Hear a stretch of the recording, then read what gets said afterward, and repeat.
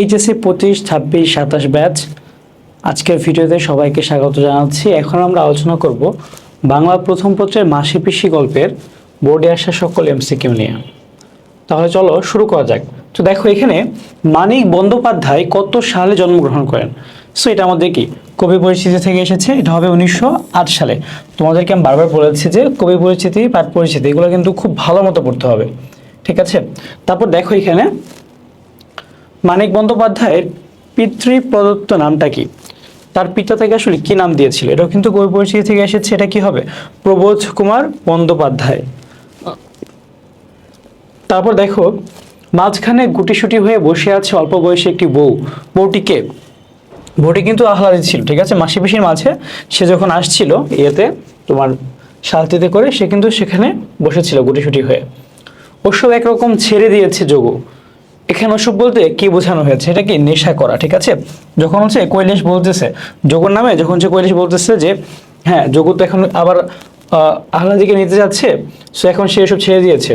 মাসিপিসি গল্পে যোগু আর সেই যোগু নেই, কথাটি দ্বারা কি বোঝানো হয়েছে? এটা হচ্ছে চারিত্রিক পরিবর্তন, ঠিক আছে? যোগু কি এখানে বলতেছে কৈলাস যে তার চরিত্রটা পরিবর্তন হয়েছে, আর আগের মতো নেই।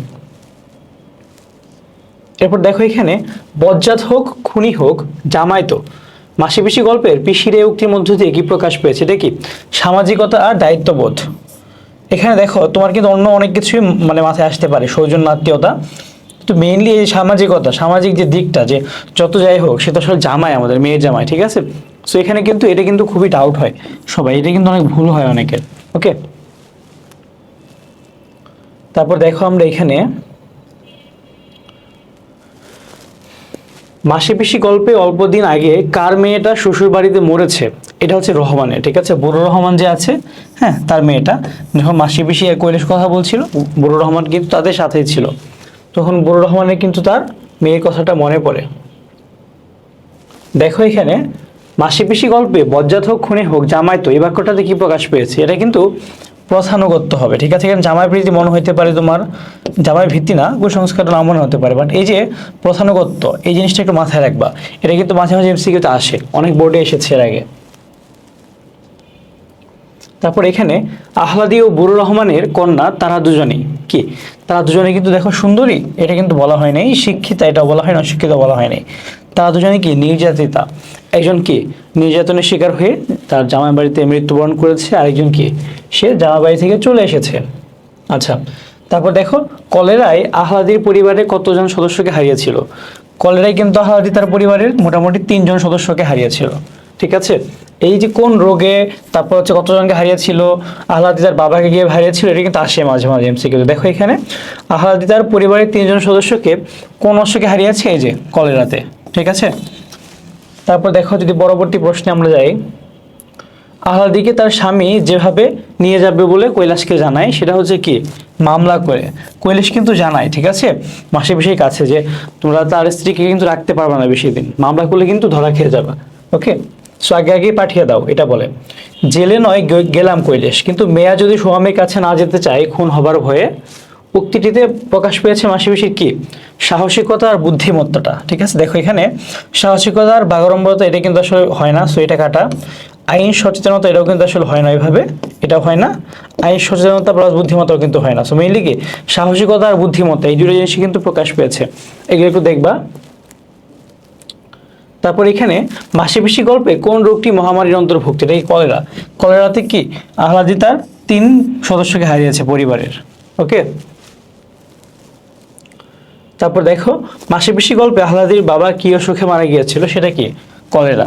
সো এই কলেরা নিয়ে নিয়ে কিন্তু বেশ কয়েকটা প্রশ্ন আসছে লাস্ট কিছু বছরে। মাসি ও পিসি কেন কাছারি যেতে রাজি হয় না? কাছারি বাড়ি যেতে কেন রাজি হয় না? আহ্লাদের নিরাপত্তাজনিত কারণে। দেখো যেতে ইচ্ছে করছিল না তাই বলে এটা কিন্তু হয় না। বাড়িতে চুরি হওয়ার ভয়ে, এটাও না। নির্যাতনের শিকার হওয়ার ভয়, এটাও না। মেইনলি কি তারা যদি বের হইতো তাহলে কিন্তু আহ্লাদের একটা তোমার নিরাপত্তা, সেই ব্যাপারটা কিন্তু থাকতো না। কে এগিয়ে আসবে এসো, বটির এক কোপে গলা ফাঁক করে দেব। এখানে কি বোঝানো হয়েছে? যদি এগিয়ে আসো তবে মারা পড়বে, এটা কিন্তু হয়। অবশ্যই 2-1টাকে কাটবো, এটা না। 2-1টাকে না মেরে শান্তি নেই, এগিয়ে না এলে গলা কাটবো। সো যদি এগিয়ে আসো তবে মারা পড়বে, এরকম মাসিপিসি থ্রেট দিয়েছে যে তোমরা যদি কেউ এগিয়ে আসো তোমরা কিন্তু মারা পড়বে। মাসিপিসি গল্পটি কোন পত্রিকায় প্রথম প্রকাশিত হয়? এটা ছিল পূর্বাশা পত্রিকা, ঠিক আছে। প্রথমবার প্রকাশিত হয়েছিল কোন পত্রিকাতে? পূর্বাশা পত্রিকাতে। মাসিপিসির কাঁথা কম্বল ভিজিয়ে রাখে কেন?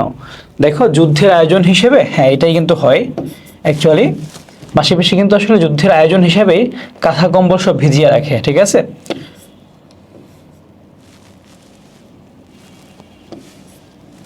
জমিদারদের দেওয়া আগুন নিভাতে, এটা আসলে মিন করে নেই। অনেকদিন অপরিচ্ছন্ন ছিল বলে, এটাও না। পেয়াদাদের জাপটে ধরতে, এটাও না।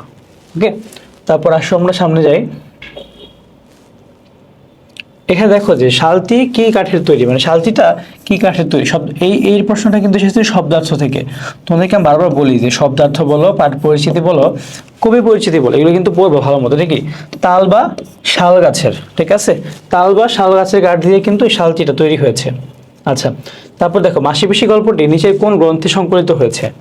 এটা হচ্ছে পরিস্থিতি নামক গ্রন্থে। এটা কোন গ্রন্থে? পরিস্থিতি নামক গ্রন্থে।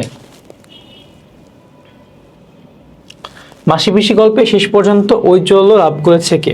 এটা হচ্ছে মাসিপিসির বুদ্ধিদীপ্ত প্রতিরোধ, ঠিক আছে। এটা কি মাসিপিসির বুদ্ধিদীপ্ত যে প্রতিরোধটা, এইটা কারণ আহলাদি জীবন সংগ্রামটা কিন্তু এভাবে ফুটে ওঠে নাই, মাসিপিসির মধ্যকার ঐক্যটাও ফুটে ওঠে নাই, আহলাদির প্রতি যোগ্য যে আকর্ষণটা সেটাও কিন্তু ওইভাবে ফুটে ওঠে নাই।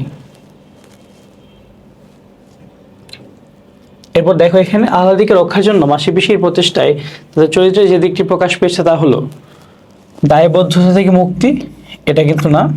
সংগ্রামশীলতা, হ্যাঁ এটাই হয়। মানবিকতাও না, অস্তিত্ব রক্ষাও না। সো আমাদের কিন্তু এখানে দেখো কি প্রকাশ পায়? সংগ্রামশীলতা। কারণ মাসিপিসি যে একটা প্রচেষ্টা করছে, তারা নিজেরা কি পরিশ্রম করে খেটে খাচ্ছে, প্লাস তারা আহলাদিকেও বাঁচাচ্ছে, ঠিক আছে, তাকেও কি মানে খাইয়ে পরিয়ে বাঁচাচ্ছে। সো এটা। এরপর দেখো মাসিপিসি গল্পে মাসি ও পিসির এক দেহ এক মন হয়ে যাওয়ার কারণ কি? এখানে দেখো দুজনে বিধবা, এটা কিন্তু আসলে কারণ ছিল না। আহলাদিকে দেখাশোনা করার এইটা একটা রিজন ছিল, আর নিজেদের বেঁচে থাকা সংগ্রাম। সো আমাদের অ্যান্সার হবে এই দুইটা।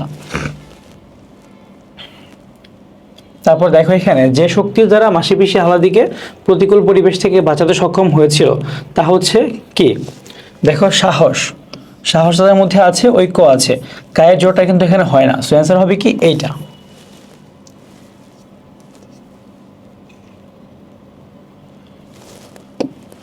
কারণে অকারণে বউকে প্রহার করা তাহেরের অভ্যাস। নির্যাতন সইতে না পেরে তার বউ আত্মহত্যা করে। তাহের পুনরায় বিয়ে করে এবং আবার স্ত্রীর উপর অত্যাচার শুরু করে। উদ্দীপক ও মাসিপিসি গল্পের সাদৃশ্যপূর্ণ দিক কোনটা? এখানে কিন্তু পুরুষের আধিপত্যবাদ, এটা কিন্তু আসলে ওইভাবে দেখায় না। নারী অসহায়ত্ব না, উগ্রতাও না, নারী নির্যাতন, ঠিক আছে, এটা কিন্তু একদম মেইন এইখানে। এরপর দেখো যে সেই উদ্দীপকের তাহের মাসিপিসি গল্পের কোন চরিত্রের সাথে সাদৃশ্যপূর্ণ? তাহেরের সাথে আসলে কার মিল আছে? এটা কিন্তু অবশ্যই কি কানাই হবে না, গোকুলও না, কৈলেশও না, যোগু। হ্যাঁ, যোগু কিন্তু তার ওয়াইফকে অত্যাচার করে, সো তার সাথে এখানে মিল পাওয়া যাবে। জহির রায়হানের হাজার বছর ধরে উপন্যাসের গ্রামীণ যুবক আবুল বউ পিটিয়ে আনন্দ উপভোগ করে। উদ্দীপকের আবুলের সাথে মাসিপিসি গল্পের কোন চরিত্রের মিল আছে? এটা কি হবে? অবশ্যই যোগুর সাথে মিল আছে, ঠিক আছে।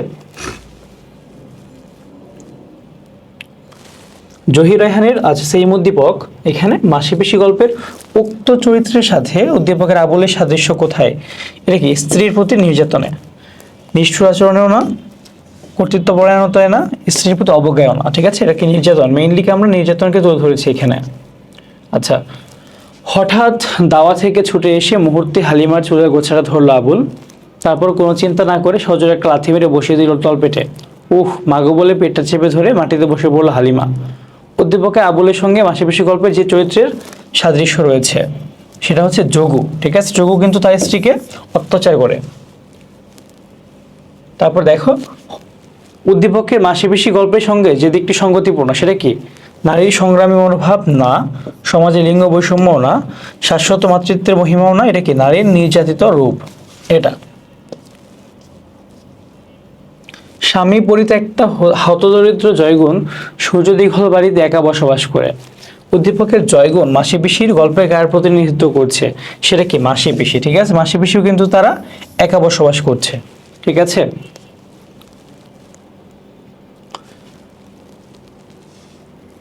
স্বামীর মৃত্যুর পর প্রতিকূল পরিবেশে টিকতে না পেরে রোকেয়া ভাগলপুরে মেয়েদের স্কুল ও বৃদ্ধাশ্রম প্রতিষ্ঠা করে নিজেকে শিক্ষা বিস্তার এবং সমাজসেবার কাজে ব্যস্ত রাখেন। এখানে মাসিপিসি গল্পের মাসিপিসি উদ্দীপকের রোকেয়ার সাথে কিসের মিল আছে? অন্যের প্রতিবাদ না, সমাজসেবায় না, সামাজিক নিপীড়নেও না। অ্যান্সারটা কি হবে? স্বাধীন পেশা নির্বাচনে। মাসিপিসিও কিন্তু নিজের মতো করে সবকিছু করেছে। বাংলাদেশের অনেক পরিবার যৌতুকের জন্য পুত্রবধূকে নির্যাতন করে, এমনই নির্যাতনের শিকার মমতা। মমতা তার স্বামী ও স্বামীর পরিবারের সকলকে বোঝানোর চেষ্টা করে, কিন্তু স্বামীর পরিবারের লোকজন তো দূরের কথা, তার স্বামী কিছু বুঝতে চায় না। তাই মমতা বাধ্য হয়ে স্বামী সংসার ত্যাগ করে সরকারি এক প্রাথমিক বিদ্যালয়ে শিক্ষক হিসেবে চাকরি গ্রহণ করে। উদ্দীপকের মমতা তোমার পঠিত কোন চরিত্রের প্রতিনিধিত্ব করছে? এখানে দেখো, অবশ্যই আহ্লাদি। সে কি? সেও স্বামীর পরিবারটা কি ত্যাগ করে চলে এসেছে। ঠিক আছে, তারপর দেখো এখানে বাংলাদেশের হ্যাঁ এটা সেম উদ্দীপক, প্রতিনিধিত্বের কারণ কি, মানে আহ্লাদির সাথে মমতার মিলটা কোথায় আসলে? দেখো এখানে প্রতিবাদী মানসিকতা, এটা কিন্তু আসলে আমরা ওইভাবে দেখতে পাই না। আমরা আহ্লাদের মধ্যে কিন্তু প্রতিবাদী কোনো মানসিকতা খুঁজে পাই নাই। পেশাগত জীবন, হ্যাঁ, বৈবাহিক অবস্থা, হ্যাঁ। সো আমাদের এই দুইটা কিন্তু হয়, ঠিক আছে, আর খুব বেশি মিলে না বাকি দিকগুলা। এরপর দেখো যে শুনি রাজা কহে বাপু জানো তো হে করেছি বাগানখানা, পেলে 2 বিঘে প্রস্থে ও দীঘে সমান হইবে টানা। ওটা দিতে হবে।